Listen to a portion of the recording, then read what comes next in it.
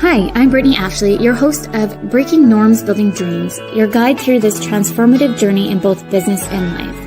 This is your place crafted for dreamers, doers, or anyone who has been told they can't. Get ready as we challenge those narratives together. You're tuning in live to the United Public Radio Network, airing on 105.3 and 107.7 FM in New Orleans. We are streaming on all the popular platforms every Monday at 3 p.m. Eastern Standard Time.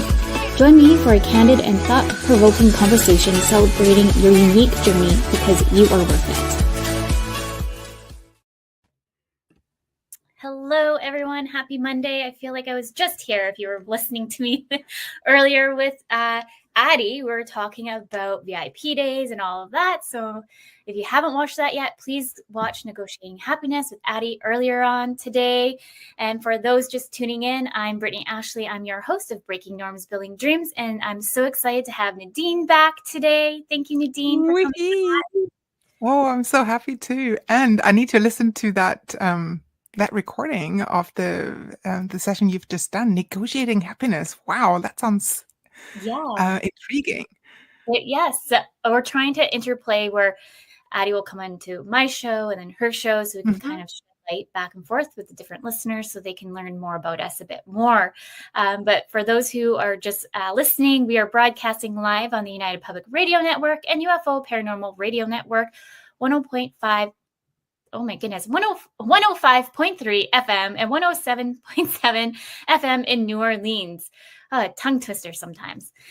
Get ready to escape the next hour as we break norms and build dreams with Nadine today. I'm so excited to have you back, Nadine. And today we're talking about professional skills from motherhood.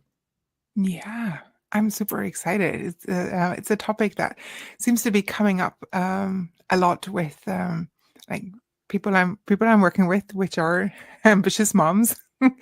And I feel actually like even prepping for the show, I thought we could even do it the other way around. It's like professional skills that we can use for motherhood and things we learn through motherhood that we can definitely apply at work. So it's basically like a two-way system. Definitely tap into like the different areas there for sure. For those just tuning in for the first time and have not met lovely Nadine, Nadine actually comes in every month. We were still trying to playing with what days you really come in. It's usually every Mondays on the 17th-ish week-ish. But really it depends too on how busy Nadine is. But I'm just so excited for you to come in every month with us. Nadine is an international coach for moms who want to get their mojo back, go after more and the thing they can't stop thinking about.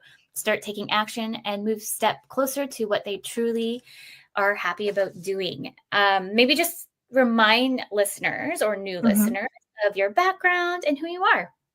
Yeah, well, you pretty much kind of summed it up on the professional side of things. It's like I'm getting really passionate about supporting moms who just want more for themselves. And it's like, oh, there has to be more than this grind here. It's like let's look where the spark is and how to bring a bit of joy back. So I'm currently also based in Vancouver, in BC on the Pacific Coast in Canada, I'm a mom. I'm a soon-to-be mom again, as well, and I coach clients around the world, from solopreneurs to moms on maternity leave to first-time managers and directors. It's like the full bandwidth, and I love it. It's my dream job, really, and I'm so excited to be sharing my expertise and knowledge, everything that comes around. And I'm so grateful to be on the show with you, Brittney. And I know there's a lot of things that we have in common and we share with regards to values and how we want to support moms. So this is just really fun for me to come in. Thank you for having me. Well, thank you. Maybe because we haven't done this in some time, I was just thinking, maybe we can educate our listeners on what a coach is, because I find you and I are both ACC accredited with the International Coaching Federation, which a lot of people may or may not know. A lot of people may know it if you're more in the corporate setting, because a lot of people end up venturing more in that kind of certification. and some just might have come across it here and there. But overall, I like to tell others that coaching is really a way for you to kind of stop and think. And we as coaches come in and think of thought-provoking questions so you can kind of navigate your own way, because sometimes we get really caught in the noise and we forget how we can navigate from one point to another point, because sometimes we're always being told of what we're needing to do, but sometimes we already know what we need to do. Absolutely. It's like that's such a recurring theme. It's about the listening to your own voice, like figuring out what it is that you actually want, not, you know, someone else's expectations or the shoulds that are going on in your head.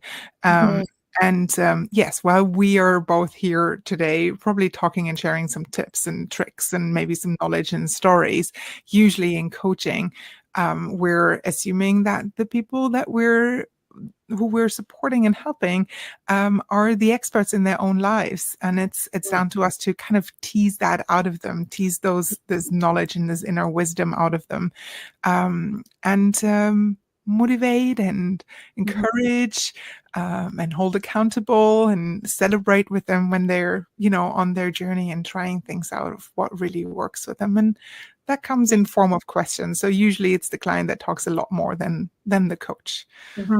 And sometimes, like for myself, I combine the two mechanisms together. So yes, I'm a certified business coach, imposter syndrome coach, but I organically sometimes do consulting, mentoring as well. And so when I'm coaching my entrepreneurs on how to build foundational businesses, I kind of intertwine both. And I usually announce, okay, it's more or less too, I ask the client, are you okay if I put this hat on now? So they can kind of see the mold between the two. And I find if I don't do that, sometimes clients are so used to me giving advice that they're like, Brittney. Yes.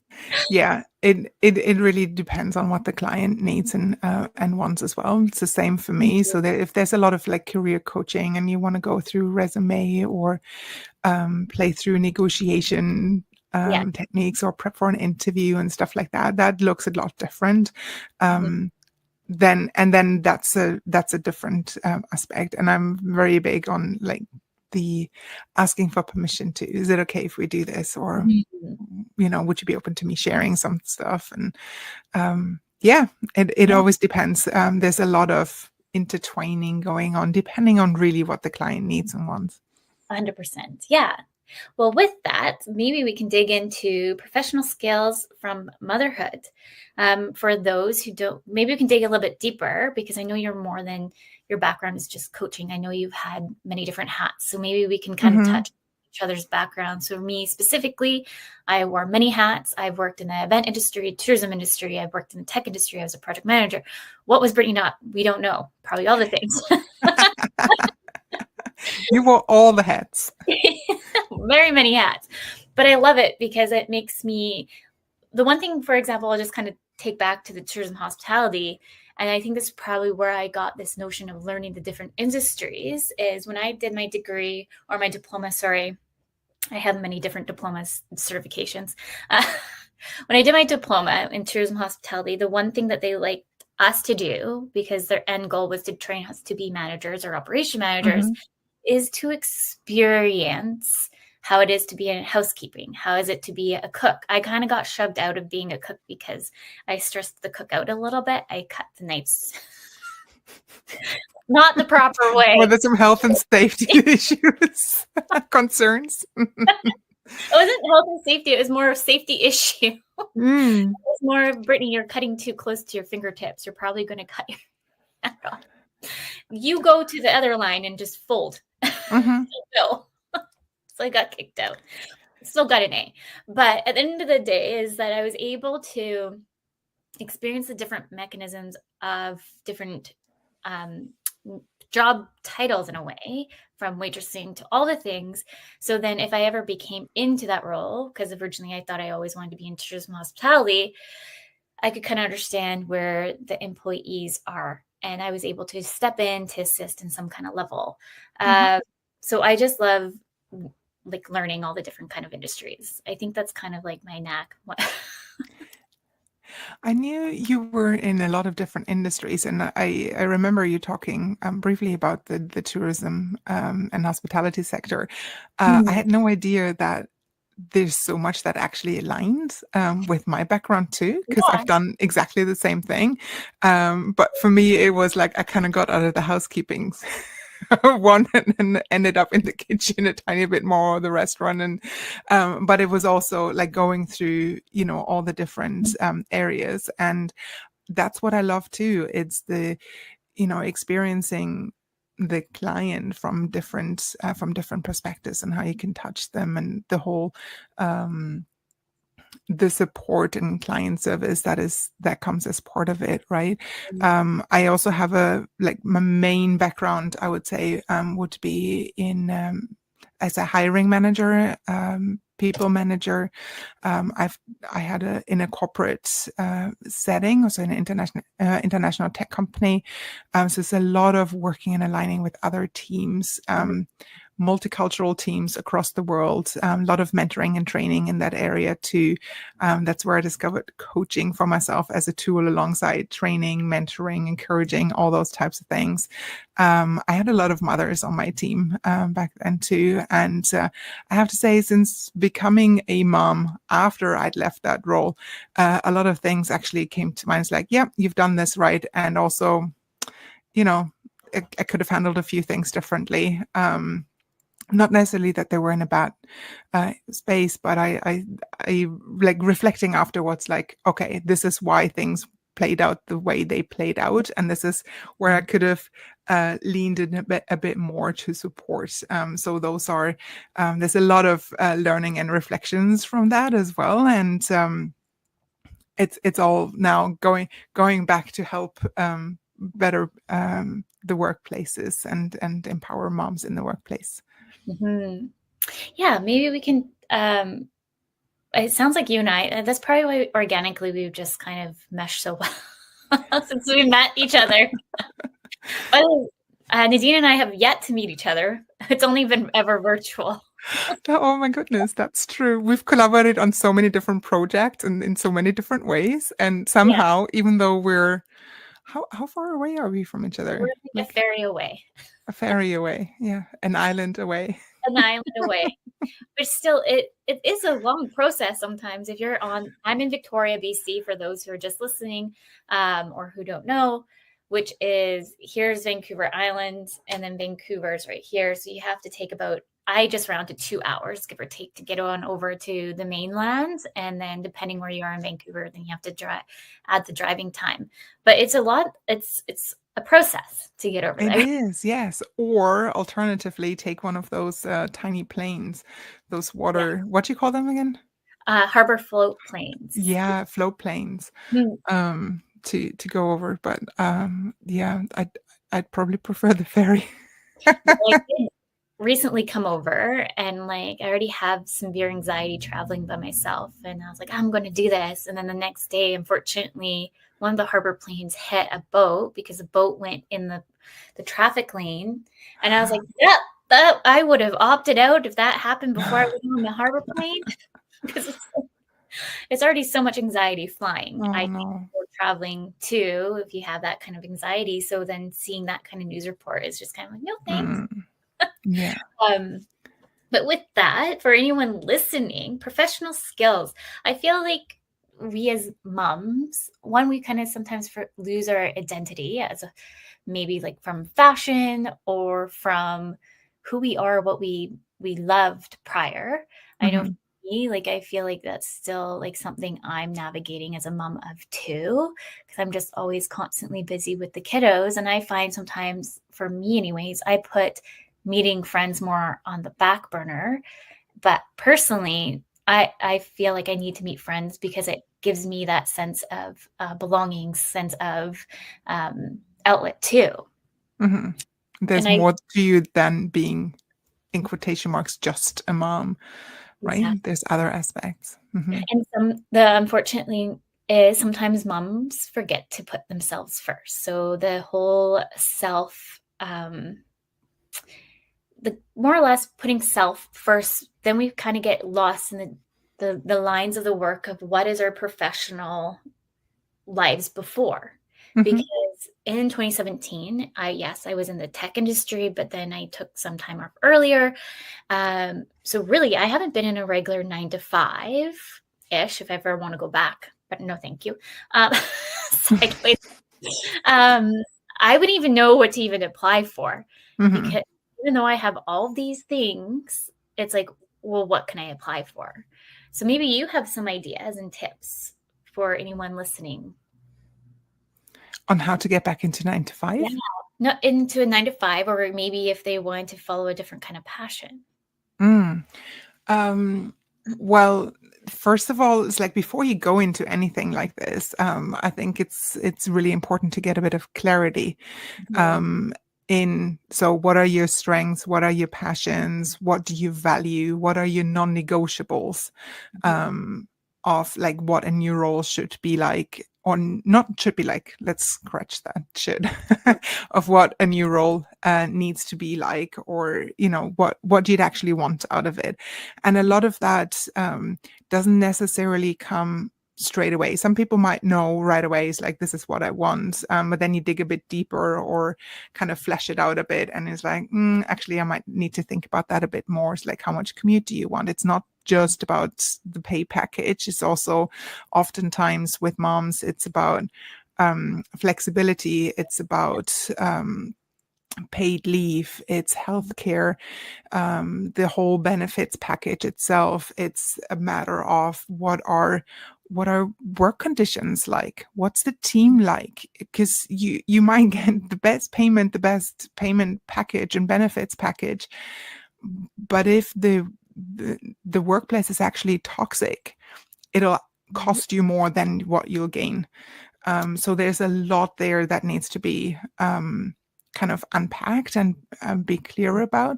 And that usually comes through, it's like we're talking, we're brainstorming it out. Sometimes it's exercises like finding your values or visualizations of what it might look like in the future. It's like your perfect, like your perfect day in your future job, and just start dreaming a bit and putting it on paper. And once you have that clarity, it becomes a lot easier to look more for the type of jobs that you want, rather than kind of throwing spaghetti at the wall and just seeing what sticks. Because let's face it, we often don't have a lot of time and energy to go job hunting, which could be a full-time job by itself. So having that clarity first, and then going a bit more focused into what that new passion or that new job or that new hobby or volunteer opportunity, you name it, whatever that is, it's a lot easier than just trying out a whole lot of things that may or may not work, which is in some cases, it's okay if you have a lot of time and energy and you're not really that much in a hurry. But usually it's like, if there's a more efficient way to go for it, that's what clients want to go for and choose. What about you? I find, I was just kind of looking down at some of the questions that we laid out earlier, and I was just kind of thinking, well, where do I start? I started my business to help moms work from home. And it's like a true passion. And the biggest thing why I started it was because a lot of jobs out there say that they are flexible, and they are not. It doesn't matter what industry. I find like a lot of employers end up putting that on their job description, and you end up getting there, and then it ends up not working out to what you really thought it was going to be. The word flexible seems to be flexible. There's a range of what that means. Yeah, which I was kind of going to spin off a little bit there from what you're saying. I feel that as moms, as parents, whoever has kids, the biggest thing is flexibility. And again, I find that's coming more in the forefront than we can see more than ever, because you have to also look at daycare. That's another situation in its finest, but daycare has specific drop-off times, pickup times, if you're late, and all these things. And if an employer is not flexible, like I kind of get a little like spicy, I guess, angry, because if an employer is not flexible when you need to pick up or leave, that makes it even hard on the parent as a self. Mhm. As parents, as moms, you really want to be there and be able to pick up your kid at a certain time. And so flexibility, it needs to be such at a forefront. And so for employers listening and you're putting flexibility on your job descriptions, please be mindful that there's a lot of parents probably out there looking for those kind of jobs. It's not just because they want to come and go as they please. It's because they need to work with an organization that's wanting to work with them.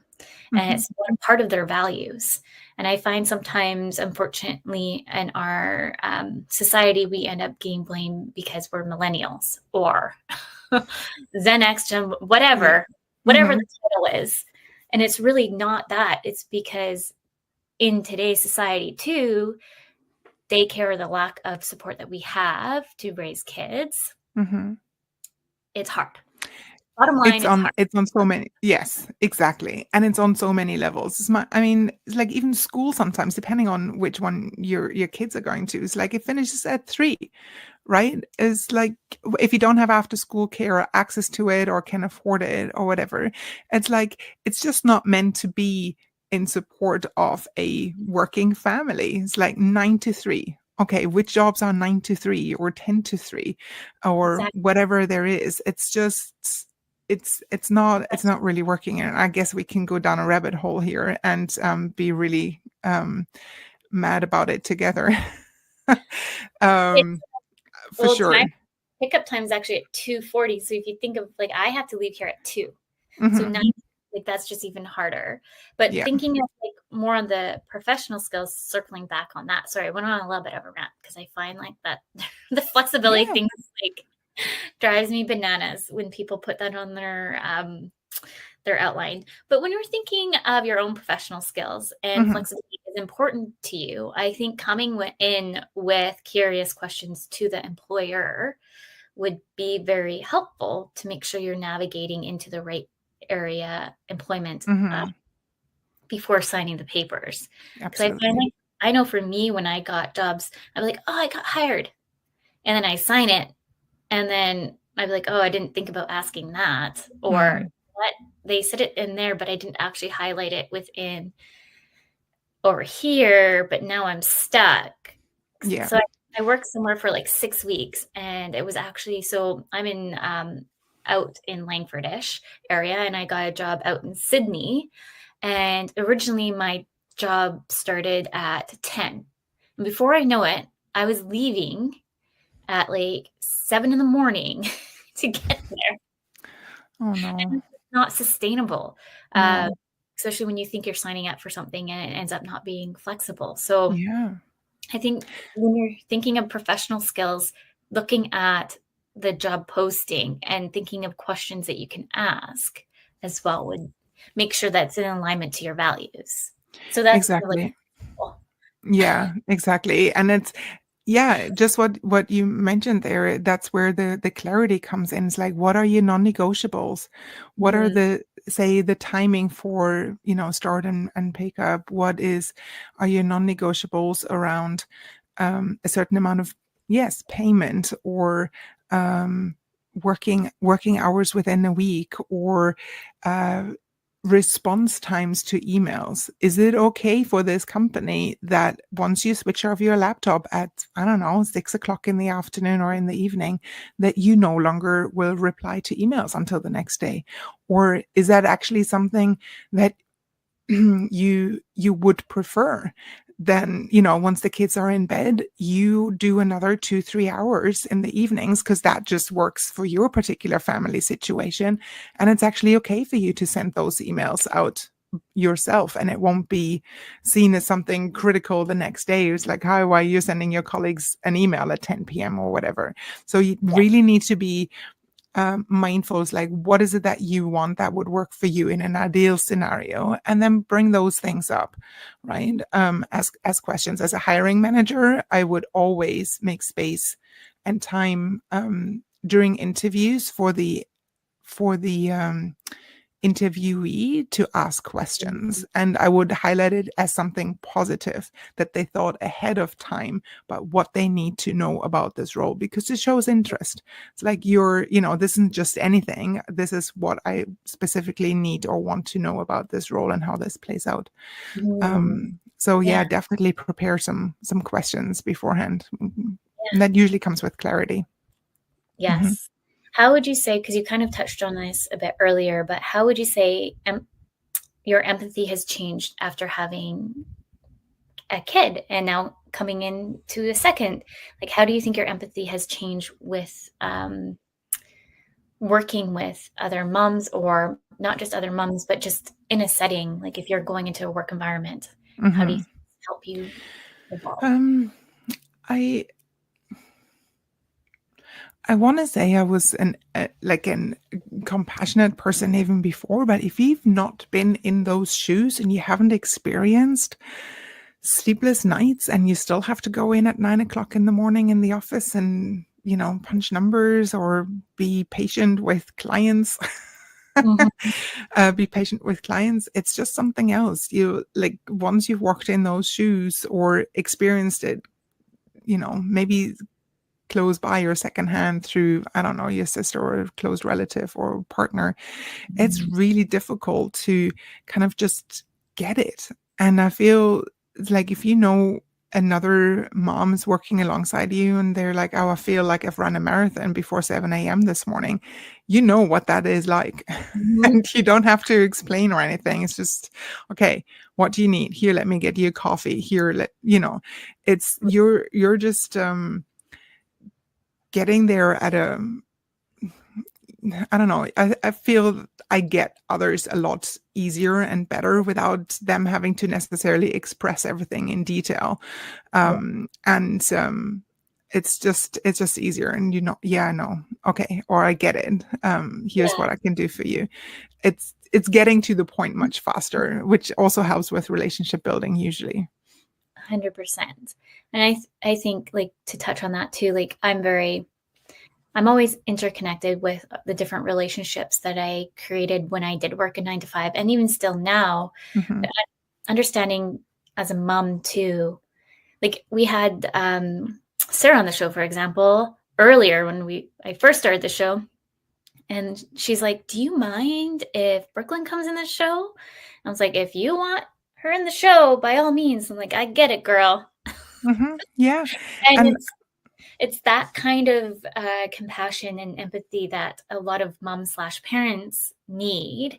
Is that empathy, but then also maybe it's that extra questions that we can do on our end of like, what other support do you need to make you feel comfortable here?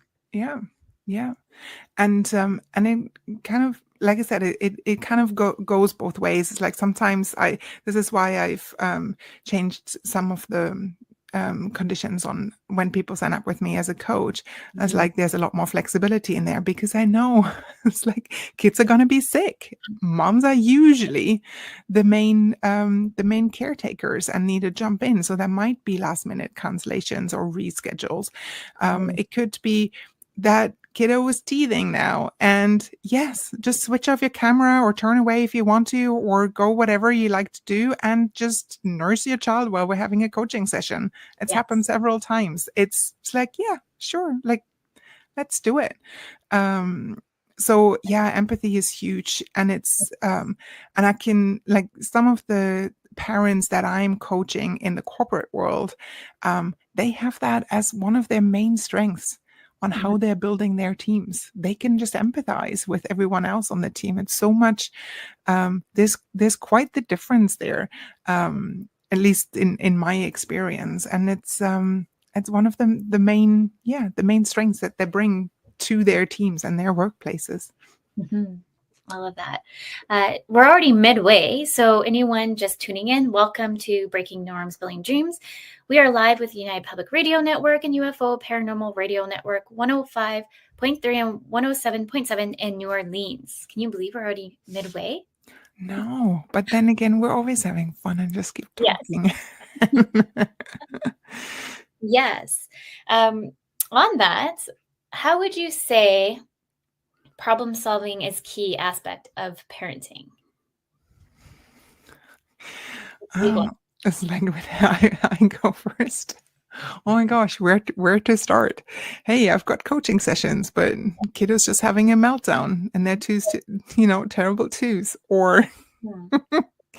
I'm running out of diapers, and kiddo's already in the diaper table. Um, Think fast. think fast. It's so many things that come to mind. It's like problem solving, strategic thinking, planning. Well, not planning that much. That wasn't quite well planned out.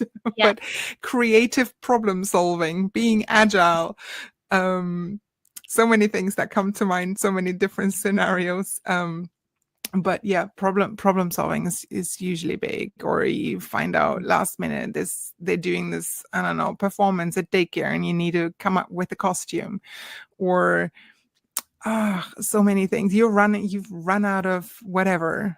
And all of a sudden kiddo no longer wants orange flavor, but apple flavor, and shops Yeah. are closed now. Okay. So it's constant. It's constant. And we're just being flexed as parents over and over in ways that are oftentimes not something that we can anticipate. Right? So it's like thinking in the moment, being very agile in our approaches, depending on what the situation is, obviously. But yeah, problem solving is just that soft skills. Well, I don't want to say it's soft skills, but that skills muscle is big time being flexed and trained during parenthood. What do you think? I think that's something to kind of like when you're applying for a job, that's something you can put on your resume. And everyone's like, oh, I'm just a mom. But a mom wears many hats. Mm-hmm. So thinking like we can wear so many hats. So if maybe you're doing bookkeeping at home for your finances at the house, you can still in a way add that to the resume. That's like, I'm not a resume expert by any means. Nadine, you maybe shed some more light on this, but Mm-hmm. there's ways that you can kind of leverage those kind of skills that you have experienced when you're taking care of the kids while you're building your resume. Mm-hmm. Yes, for sure. It's like those type of things. Oftentimes that comes out in conversations when you're kind of applying for jobs, or you're getting back to, what we talked about earlier, getting that clarity. It's like, what did you do? It's like, oh, I just, it's like I organized this get together for a few kids for a party or whatever. It's like, okay, so how many families did attend? Well, 30. They each had 2 kids. We had a budget. It's like project management, event management experience, coordinating, organizing, planning, strategic thinking, stakeholder management, getting 20 families together with their kids. It's like, it's all those things that are coming up. And then you look for where else that shows up in their lives. And right away you have those skills, not just on your resume, but you have wonderful examples you can bring to life during an interview as well, when you're talking about that. And yeah, there's like so many things. It's like my kiddo just started negotiating, and I was like, oh, isn't that great that you can do that now? And also, oh no. It's like, need to up my negotiation skills. Yeah. So that's kind of coming up now. Funny that you're saying that. My Yeah. daughter's just the same. Like, she's so Yeah. good though. Like, it's kind of scary. Like, I can't remember exactly how she said it, but it was just like an instance of, we'd be like, no, you can't do that. And she's like, yeah, but what about doing this? And then I can do that. And it's Yeah, like, exactly. wait a minute. Yes, you can do it that way, but that's not the promise. I know. I know you're equally like so proud of them for also creative problem solving, right? Yeah. And also it's like, oh no. Absolutely. The other thing that I'm thinking of is boundary or expectation setting, right? Especially in a like in any kind of job, be it corporate or not, you need to be able to, say, set expectations with what your maybe your clients can expect from you, where you can help them, and where it might be going over certain boundaries when you reply to emails, what scope of work you're able to do within a certain time frame, etc. And that comes up at home just as well, and probably comes along with some tough conversations, which at any stage you'll need to do at work too, at some stage, when you're client facing, or you're having tough conversations with teammates or whatever. So you can flex all those muscles, Yes. both at home and at work, and be just a bit more strategic about how you're kind of in identifying those skills and how you're applying that at work. Mm-hmm. Yeah. And time management, I find, is a big one. So once you have your boundaries a little bit more laid out, I feel like that's where the time management piece can come in a little bit more. I find like when you're working with others with time management, sometimes they don't have the foundations of the boundaries, which makes it a little bit difficult. So let's just use me, for example. Go for it. I'm working on my own boundaries of not responding to emails on the weekends. I will, for like if there was like a client emergency or something like that, then yes, I will respond. But if emails come in, like it takes every bean out of my body. I'm not, because I also have OCD in my inbox. I'm like, I need nothing in my inbox. But I've been working on this myself on the boundary piece. And then once I know, okay, this is on average, sometimes how many emails I'll get throughout the weekend, then this is how much I can time block. In a way, I don't like to time block because I have a bit scattered brain with my ADHD. I ebbs and flows. But my most efficient time is in this time to get all this done. I'm going to do it then. But at least then I can kind of build those foundational pieces within the business of what I'm doing throughout the week, than just kind of guessing what my time management skills boundaries are. Yeah.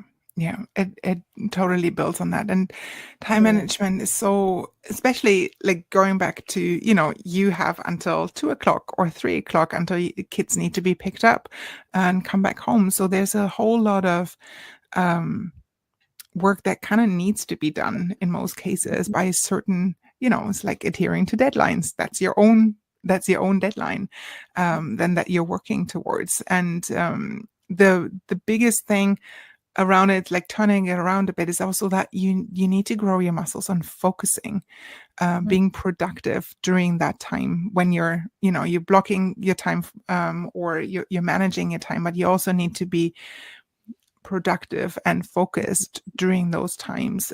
There's obviously techniques on how you can learn to do that a bit more, but that also, a lot can be done. I can create a 3-course dinner in half an hour if I wanted to. That then comes with, problem solving, creativity, and resourcefulness. But yeah, time management is big as well. And building in buffers as part of that time management. It's not just being having the productive part as part of time management, but also, like planning for the unexpected, which there is usually a lot of in motherhood, and in career, or if you're managing projects, etc. That always comes up. So part of that time management is not just the productive side, but having some buffers in there, some flexibility, and coming back to the very beginning of what you said, the self-care as well. It's like self-care or time for yourself, rest is important and productive too. Yeah. So that needs to be part of it, just as a kind of side reminder here, for anyone who that resonates with. It's like schedule in some time for yourself. I'm actually really excited that it's July, because it's summer break, and that means early drop off can be at 8, and pick up can be at 6 if we wanted. So I feel like July, I finally got like, I don't want to say my life back, but it just feels like extra hours in the day to get the things done that I've been needing to get done. Mm-hmm. Because I've been finding like I am not that productive sometimes in the day. My Mm-hmm. productive queue, I'm now seeing, no wonder my production is usually really good from 1 to 3. Whatever I'm doing between 9 and 12, we don't know. But whichever these seems to be my prime time I've been finding in July. So I'm like, okay, when summer's gone, what's going to happen in the fall? Because Mm-hmm. we're still on the wait list, story of our lives, wait list for before and after school care. And so that means my day is shrinked up again. So Mm-hmm. now that I know that that's my most productive for myself, I'm like, how can I just maybe leverage and move the needle a little bit to having the extra productive in an hour before? Is it Mm-hmm. because I finally get all my emails? Because I do have OCD with my email Mm-hmm. inbox / clients too that I manage. Like I need all their stuff done before I do other stuff. So it's just being mindful too, like you're saying, of like when you're like the production of what feels the most for you, because everyone can thrive. Maybe you're a morning person and you can Mm-hmm. wake up at 5 a.m. I know I had a coach / mentor, and they're like, the most productive businesses that do really well wake up at 5 a.m. And I'm like, no, thank you. I like my sleep. No. Yeah, I recently actually read a blog about it. It's like one of those reporters wanted to was like, there has to be something about people, you hear it's like 4 or 5 a.m. get ups and then you do all your stuff. And it only works so much because if you're not a morning person and you're pushing through that Mhm. and that tiredness, it actually can be counterproductive. So again, it comes back to the clarities, like what, and you seem to like have that now. It's like, when are you most productive?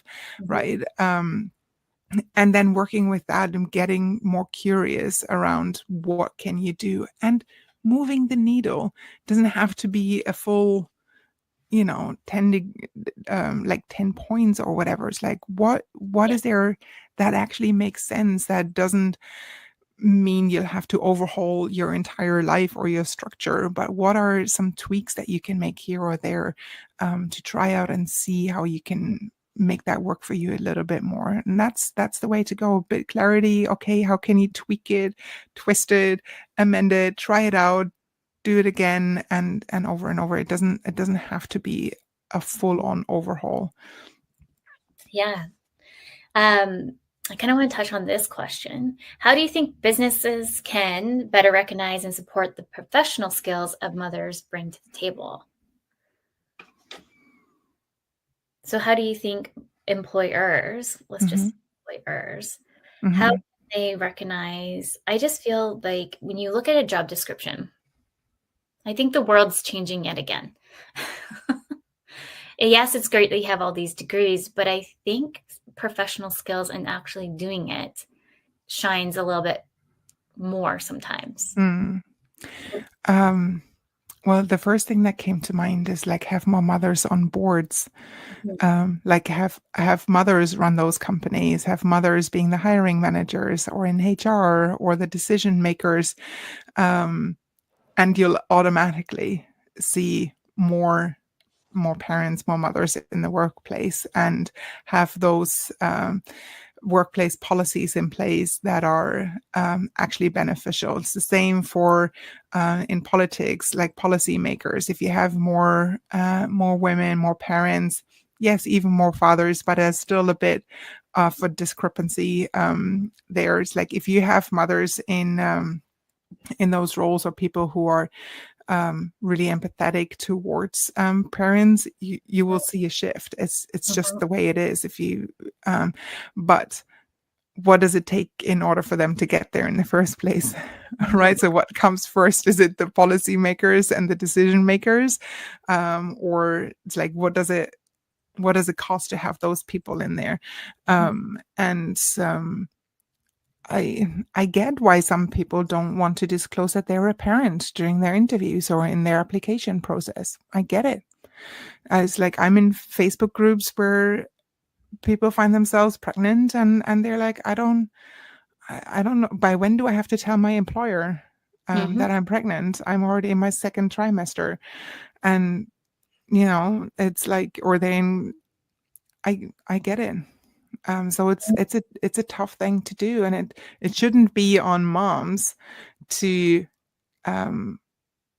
kind of raise the flag or fly the flag and say it's like, hey, we need more support. There's a whole lot of other people out there who need to pick up a bit of extra work and make it work, and it's difficult.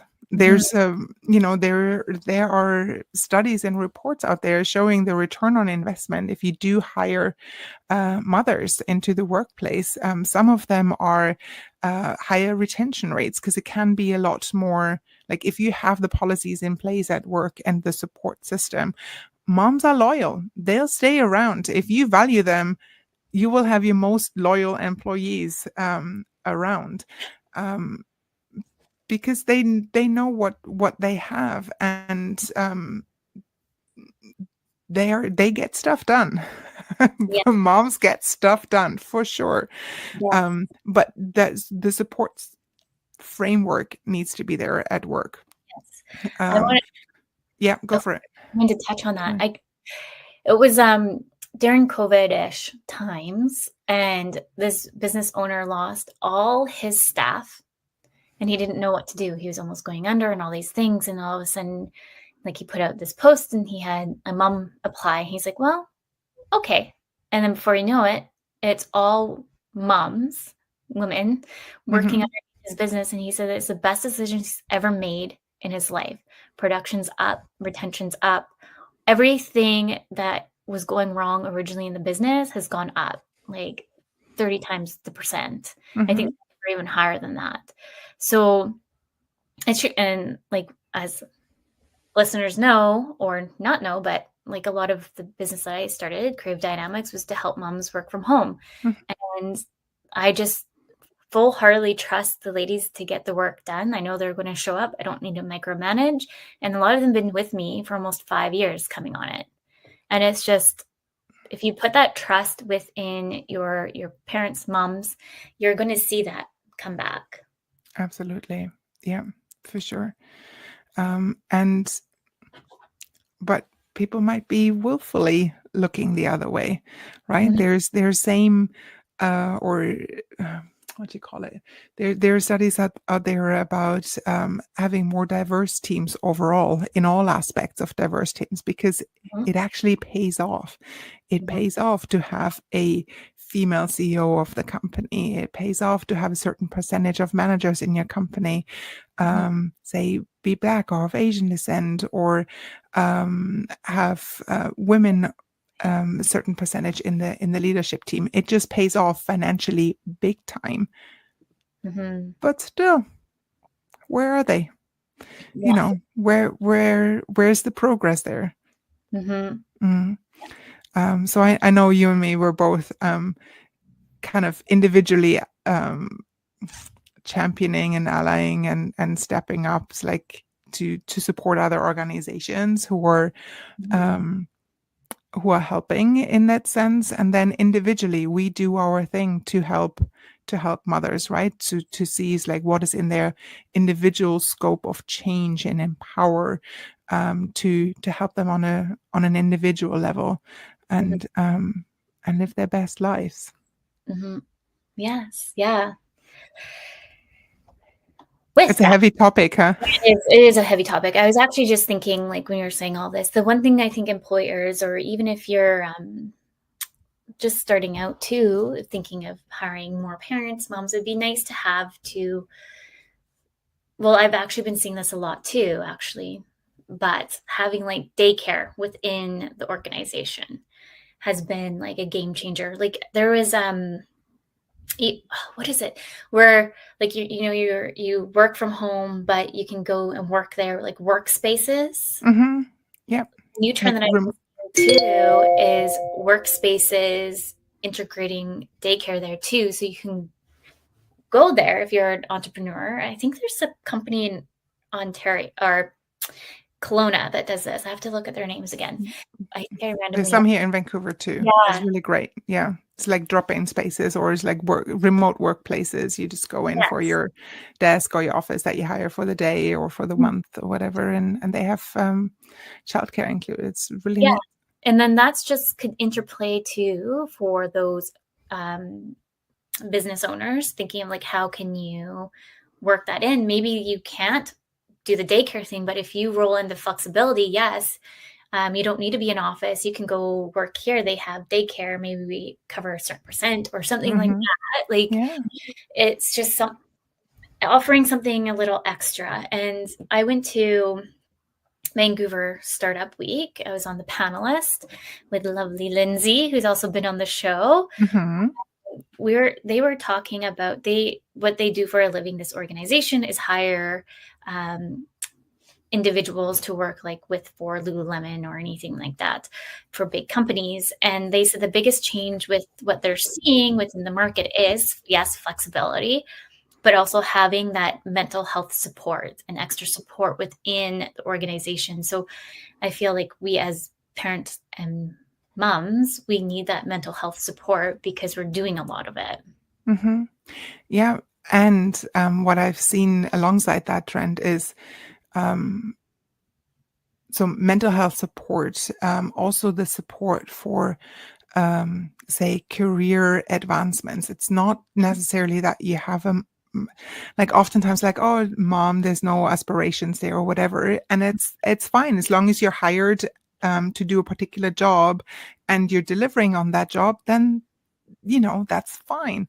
But oftentimes, like, moms are being overlooked in the workplace when they're already in it. And it's like, she wouldn't want to travel anyway, or she might not be up for that leadership position or doing that stretch project or whatever. And it's like, I dare you, it's like, just put it out, give those same opportunities to moms, and just see, they might just surprise you. They're looking for those types of things instead of going other places, and they might not be there this year, maybe next year.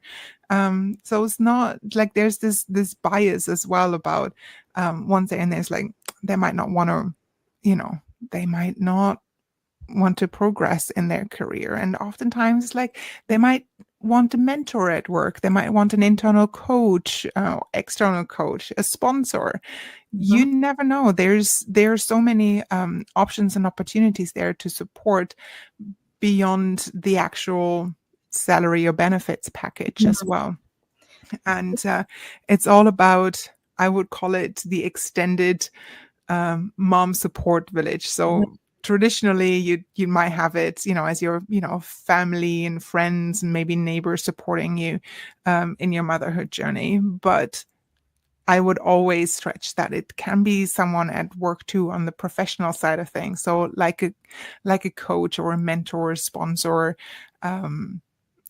It's even your own manager, it's like to support you in that sense, and pave the way for a bit more flexibility. There's so many options, or internal employee support networks as well. So many options. But they need to be carved out or made available, advocated for. Lots of options there to keep moms happy at work. Yeah, exactly. I was just kind of going to segue a bit that just kind of, for anyone listening, just thinking of curious questions that you can ask your employees or even your employer, like opening those doors. But I find that sometimes we're scared to talk to the higher ups. So I always try to say, what if we remove the title? And instead of just saying, oh, they're the CEO of this business, I just want to go, I'll just use me. I need to talk to Brittney because I need X, Y, and Z. She doesn't have that title. I just call myself Brittney, and we're a team here. I use we in my conversations because I wouldn't be here without my team. Have built this business. So trying to change a little bit of the mindset, and also like asking those questions and having maybe quizzes within the organization so you can build those other extra programs for parents, moms, skill development, and all these and other things that people might be struggling with, but you won't know until you ask. Yeah, exactly. And on top of that, especially internally, as part of the hiring process, is like in some countries, I know in some countries it's actually illegal to ask about your family status, right? Because you can easily be discriminated about it. Even in the kind of casual chats ahead of a formal interview process, right? It's like look at internally, what are your processes around hiring? What is the language you use when you're rolling out a role? Is it a neutral role, or neutral language or inviting language to actually invite parents to apply? Or does it explicitly display a bias against mothers or parents? Yes. What are the type of questions you're asking during an interview process?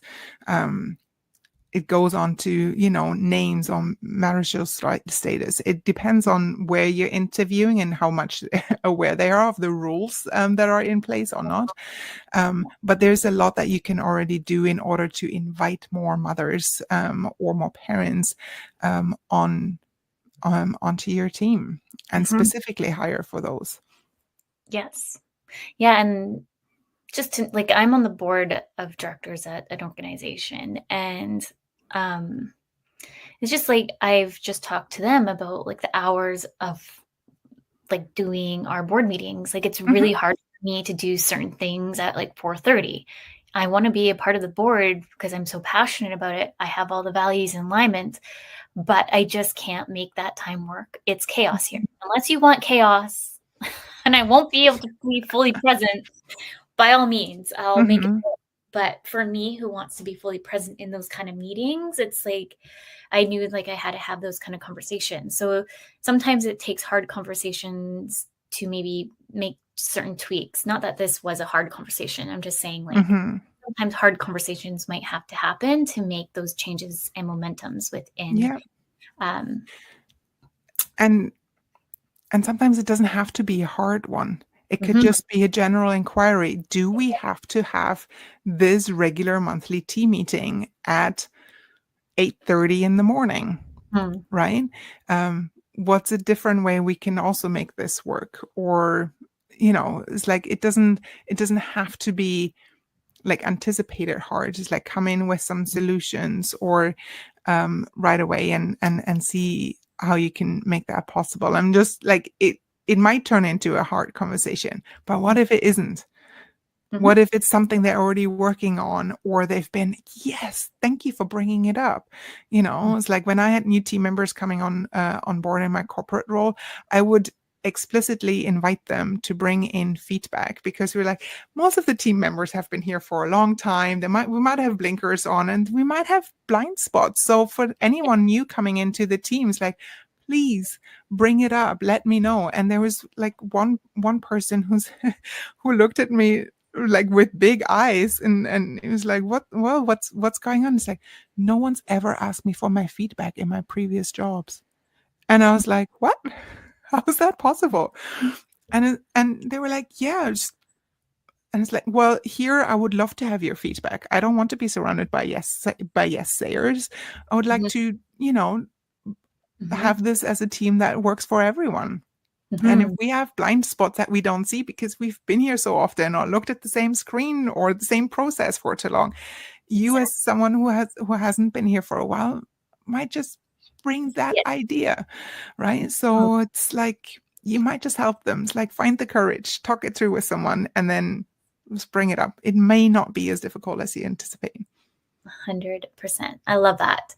We're pretty much at time today. So Nadine, maybe you can talk about your free resource, and then we'll just real quick, log on to my website, go to the resource center. There's it's NadineStille.com, NADINE stille.com. There's a resource library there with a few lovely things. One of the ones that is the most popular is Nurture Mama. 3 resources you can each do in under 5 minutes to bring a lot more calm and confidence into your lives, from affirmations, calming meditations, or even a self-love and gratitude journal to help you wind down at the end of the day and bring a lot more positivity into your life. So that's Nurture Mama on my website. Thank you for posting the link there in the comments as well and in the show notes, Brittney. Much appreciated. Yeah. We'll just do a shout out to Terry saying thank you everyone for the wonderful information. Once again, very inspiring. Thank you. Oh, thanks, Terry. Thank you to all our listeners today, and a big thank you to United Public Radio Network and UFO Paranormal Radio Network. Next week, we have Cassandra on the show, so please come tune in. We're kind of doing a mix about her business. She's also a coach. I won't say too much. You'll have to come and listen because we're just creating some specific topics there. But with that, everyone, please remember your journey is unique and your worth is unquestionable. Thank you.